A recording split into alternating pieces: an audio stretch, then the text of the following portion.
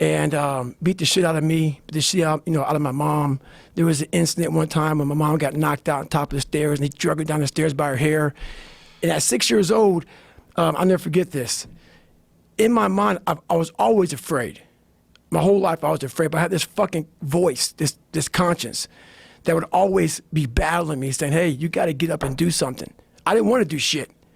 I was just afraid, but that voice would force me to get up. And my dad, I tried to beat him up, whatever, at 6, and I get my ass kicked. So this went on for several years. And I have a big time learning disability because my dad didn't believe in us going to school. So my dad, it was about the business, the skating rink and the bar. So the skating rink opened about 7 o'clock at night. And this is the time I was able to walk. So about 4, 5, 6 years old, 8, 9.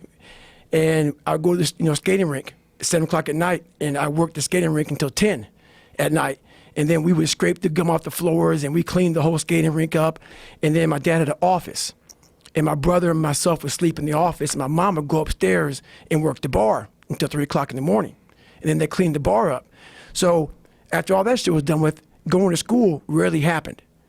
So when I went to school, I was all kind of, my learning disability. I had social anxiety. I was just a jacked up kid from living in this tortured home. From the outside looking in, we lived in an all-white neighborhood, and then we would travel to the ghetto of Buffalo, New York, where the skating rink was at.